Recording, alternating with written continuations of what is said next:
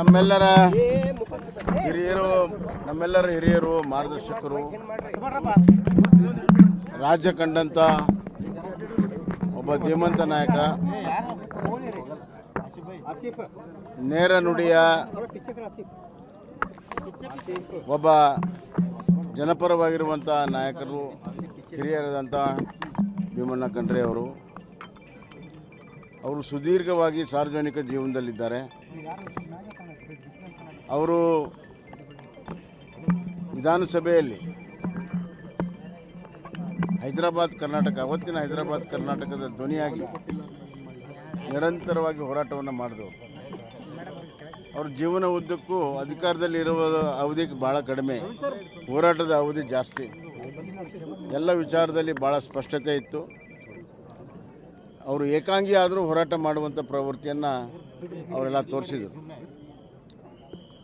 ಅವರು ಅಖಿಲ ಭಾರತ ವೀರಶೈವ ಮಹಾಸಭಾದ ಅಧ್ಯಕ್ಷರಾಗಿ ಅದನ್ನು ಕಟ್ಟಿ ಬೆಳೆಸಿದರು ಮತ್ತು ಸಮಾಜದಲ್ಲಿ ಒಗ್ಗೂಡಿಸುವಂಥ ಪ್ರಯತ್ನವನ್ನು ಮಾಡಿದರು. ಇತ್ತೀಚೆಗೆ ಶಾಮನೂರು ಶಿವಶಂಕರಪ್ಪರನ್ನ ಮತ್ತು ಈಗ ಭೀಮಣ್ಣ ಖಂಡ್ರೆ ಅವ್ರನ್ನ ಕಳ್ಕೊಂಡು ಸಮಾಜ ಬಹಳ ಬಡವಾಗಿದೆ. ಅವರ ಒಂದು ಈ ಭಾಗದ ಬಗ್ಗೆ ಇರುವಂಥ ಪ್ರೀತಿ ಬೀದರ್ ಜಿಲ್ಲೆ ಅಷ್ಟೇ ಅಲ್ಲ, ಕಲ್ಯಾಣ ಕರ್ನಾಟಕದ ಅಭಿವೃದ್ಧಿ ಬಗ್ಗೆ ಚಿಂತನೆಯನ್ನು ಮಾಡಿದವರು, ಈ ಭಾಗದಲ್ಲಿ ಸಂಸ್ಥೆಗಳನ್ನು ಕಟ್ಟಿ ಬೆಳೆಸಿದವರು. ಅವರು ಹಾಕಿಕೊಟ್ಟಂಥ ಮಾರ್ಗದಲ್ಲಿ ನಡೆಯುವುದೇ ಅವರಿಗೆ ನಿಜವಾದಂಥ ಶ್ರದ್ಧಾಂಜಲಿ ಅರ್ಪಿಸಿದಂಗೆ. ಆ ಹಿರಿಯ ಜೀವಕ್ಕೆ ಆತ್ಮಕ್ಕೆ ಶಾಂತಿ ಸಿಗಲಿ, ಅವರ ಕುಟುಂಬದ ಸದಸ್ಯರಿಗೆ ದುಃಖವನ್ನು ಭರಿಸುವಂಥ ಶಕ್ತಿ ಭಗವಂತ ಕೊಡಲಿ ಅಂತ ಹಾರೈಸ್ತೇನೆ. ಶತಾಯುಷಿ ಈ ನಾಡು ಕಂಡಂಥ ಒಬ್ಬ ಧೀಮಂತ ನಾಯಕ, ಸಜ್ಜನ ರಾಜಕಾರಣಿ ಭೀಮಣ್ಣ ಖಂಡ್ರೆ ಅವರು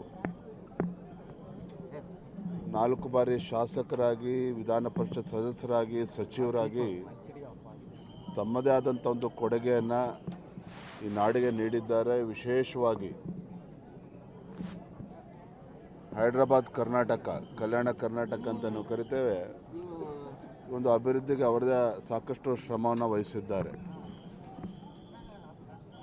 ಅವರ ಒಂದು ಅಗಲಿಕೆ ನಮ್ಮಿಂದ ದೂರ ಆಗಿರುವಂಥದ್ದು ವೀರಶೈವ ಲಿಂಗಾಯತ ಸಮಾಜದ ಒಂದು ಕೊಂಡಿ ಇವತ್ತು ಕಳಚಿ ಬಿದ್ದಂತಾಗಿದೆ. ಯಾಕೆ ಅಂತ ಹೇಳಿದ್ರೆ ಅಖಿಲ ಭಾರತ ವೀರಶೈವ ಮಹಾಸಭಾದ ಅಧ್ಯಕ್ಷರಾಗಿ ಸಮಾಜವನ್ನು ಕಟ್ಟುವಂಥ ಕೆಲಸ ಮಾಡಿದರು, ಸಮಾಜವನ್ನು ಒಗ್ಗೂಡಿಸುವಂಥ ಕೆಲಸ ಮಾಡಿದರು. ಅಂಥ ಒಬ್ಬ ಹಿರಿಯರು ಇವತ್ತು ನಮ್ಮ ಮಧ್ಯೆ ಇಲ್ಲ. ನಾನು ಭಗವಂತನಲ್ಲಿ ಪ್ರಾರ್ಥನೆ ಮಾಡ್ತೇನೆ, ಅವರ ಅಗಲಿಕೆ ಒಂದು ದುಃಖವನ್ನು ಭರಿಸ್ತಕ್ಕಂಥ ಶಕ್ತಿ ಕುಟುಂಬದ ವರ್ಗದವ್ರಿಗೆ, ಸಮಾಜದ ಬಂಧುಗಳಿಗೆ ಆ ಭಗವಂತ ನೀಡಲಿ ಅಂತ ಹೇಳ್ತಾ ಅವರ ಆತ್ಮಕ್ಕೆ ಚಿರಶಾಂತಿ ಸಿಗಲಿ ಅಂತ ಭಗವಂತ ಪ್ರಾರ್ಥನೆ ಮಾಡ್ತೀನಿ.